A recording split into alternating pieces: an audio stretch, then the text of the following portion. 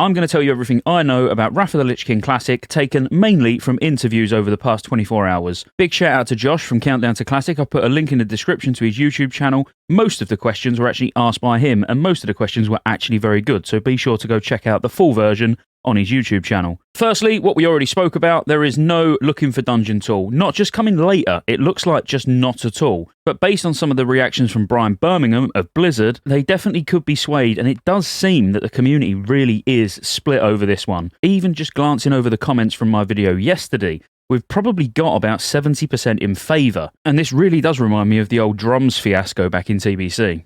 Now let's talk about some changes. So one thing we looked at is Dungeon Finder, and it feels like how we envision Classic, Dungeon Finder is not a good fit for our community. That was kind of the first step that may have eroded some of that social fabric. Then we've got a few things about the DK, which if you watched my video yesterday, you probably already know, but DKs do not require a level 55 to actually create your Death Knight. You can start it from level 1 on a fresh brand new account. Lots of people are instantly kicking off about this, saying, oh, well, everyone's going to be botting with DKs now. And yeah, you're probably right. Also, there'll be a 70 boost that can't be used on DKs. So we was all expecting a 68 boost, but actually Holly herself said that there will be a 70 boost. The DK will be coming in the pre-patch. And for those of you that have asked how long that pre-patch is going to be, we know it's going to be no less than 2 weeks and no more than 6 weeks. And they've said 4 weeks is about the sweet spot. On at least 2 weeks. And I'll tell you in terms of timing, the same thing I told you, I think I told people then, which was no less than 2, no more than 6. Like, I don't know for sure how long it'll be. We kind of think 4 feels good. When it comes to you PvP boys, there's no arena teams. Everything's just going to run off of personal rating, so it's going to be very similar to retail. That leads right into arena teams in Burning Crusade Classic. So we listen to the community and we remove that because individual rating is preferable and a better experience for them than arena teams. As someone who doesn't PvP, this doesn't really make a lot of difference to me, but I'm sure some of you will have your thoughts on it. Let me know in the comments below. It doesn't seem like they're going to buff the content for Nax at all. And for anyone who's watched this channel any length of time, you know I've said from day one, all they need to do is either make Phase 1 more difficult, so mainly Nax, or have a very short Phase 1 so people don't get bored of such face roll content. Nax Rammus is that introductory raid that they want to make sure that they can still do. So we're probably not going to buff the difficulty level of it. We're still talking about it. Like we're aware of it. Luckily for us, they are at least confident with what actually comes in Phase 1 though. I'm pretty sure, I don't want to over promise here, but Sartharian, the Obsidian Sanctum, and Malagos, I think are both also available in Phase 1. An interesting one which everybody asked for is fresh servers. And actually this time round, they've said that they're open to the idea. It's actually something they're definitely discussing internally. So will Wrath of the Lich King perhaps bring us some fresh servers? A nice economy reset? Everyone starting on a level playing field? Who knows? Are we going to get any fresh servers with Wrath? I don't know. We're looking into it. Another interesting one is dual spec is going to be in at launch, but with possible restrictions. Dual spec available at launch, yes, no? Planned, yes, but possibly with restrictions. So we want to talk about that one. The only restrictions I can think of is either gating it behind a higher max level where it's ordinarily 40, so maybe you need to be like 70 or maybe need to be 80, so it might actually be at launch rather than the pre-patch. And you may need to be, let's say, in a city to actually change your talent spec. I'm not liking the toying with formulas that work at the moment, but we'll see. I can't comment too much on that one because we just don't know what it's going to be like. There will be layered servers at launch. Yes, layers on launch for sure. Okay. I think this was a given. With how small Northrend is, it would be absolutely impossible to get any questing done on certain servers without layers. The class balance is definitely 3.3.5. For class balance, yes. For systems, no, because of things like LFD. Which means all of my class videos on the channel, which you can go find right now, I've been doing Wrath content for about the last 6 months, they're all relevant. Go and check them out. In dungeons, when you get your loot box and you can either need, greed, or disenchant, which is what you'll be used to if you play retail, the disenchant option is definitely not going to be in the game. And the main reason for this is due to the lack of cross-server random dungeon finder. So there's no need for it to be in the game. Roll window, the loot window that pops up and you can like say need or greed. And we added a third option in patch 335 to do disenchant if you had an enchanter in your group. And that was because you couldn't trade with people from another realm in the dungeon finder. We don't like the fact that it lets you use somebody else's profession without even having a conversation with them. So we aren't including that. One I'm not a massive fan of, but it was how it was back in the day. No account-wide achievements or crossover from retail. So for anyone who's like, oh, what if I've got feats of strength on retail? Will they cross over into Classic? No, they're going to be completely separate, and it's character only, which leads me to believe that even things like the mount tab will end up being character only. Now, if I've still got you here watching this long, which has only been a couple of minutes, why would you have gone anywhere?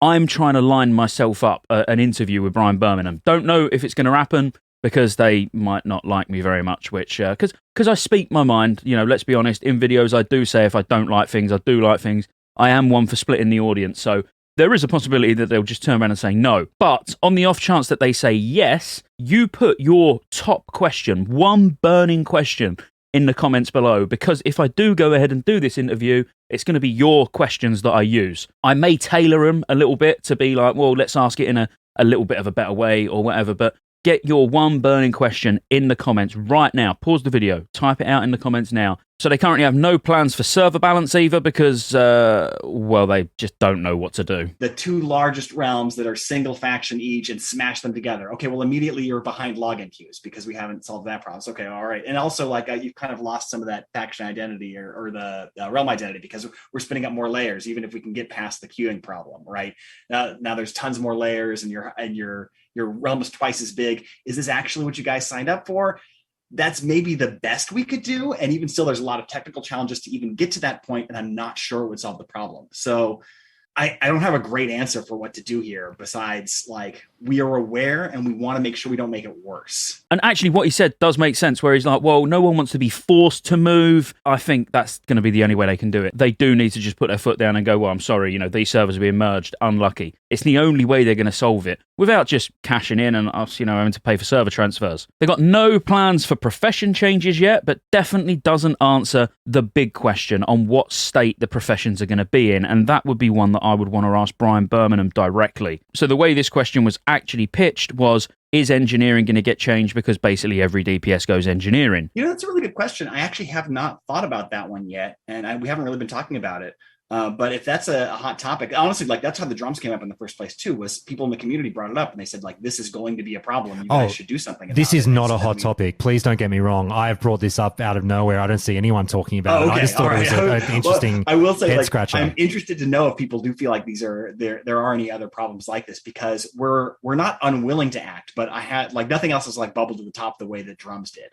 And so we'll definitely pay attention. And if things come up where it does feel like it's really, in general, there's anything that feels like you have to play this way or else you really can't. And it's a whole category. Yeah. I'm struggling to figure out exactly what to say because I don't want someone to twist my words and use it to justify any change. I think what's more important are how much stats do the gems give? Are they going to do anything with blacksmithing potentially to make it a little bit more useful when there's no epic gems available?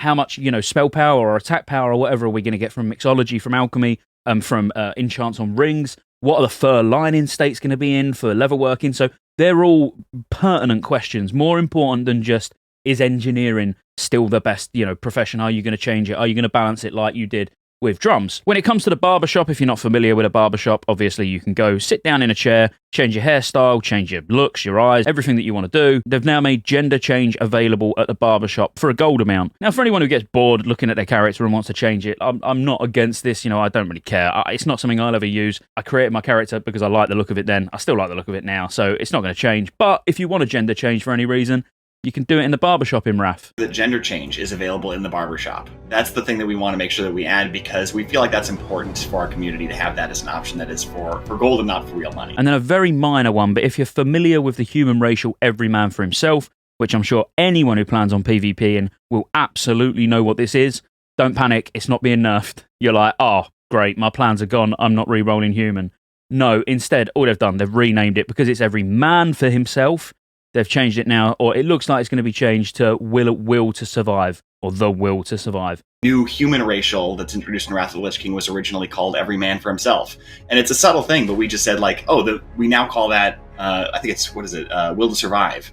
So just minor, but I thought I'd throw it in because I want you to know everything that I know about Wrath of the Lich King, and I'll continue to keep you updated as we go along. Please do make sure you like and subscribe because you will get every piece of Wrath news here every day. Every time anything news discovered, if I get to do this interview, we're going to discover a lot because I will be asking extremely pertinent questions. I'll be asking questions that we need answers to, you know. And as I say, shout out to Josh again over on Countdown to Classic, because he actually asked fantastic questions, the sort of questions that IGN perhaps should have asked. But anyway, like and subscribe. Roll the outro. There's lots of ways you can support the channel to keep me here putting out World of Warcraft content and covering all future MMOs. Consider joining the channel as a member. You get access to emotes. Everyone will know you're a member when you comment on future videos because you get a nice icon next to your name. And you get access to members-only videos, which I'll be putting a lot of on the channel throughout the year. Additionally, there's a Patreon link in the description as well. Thank you for watching all the way to the end, and I'll see you on the next one.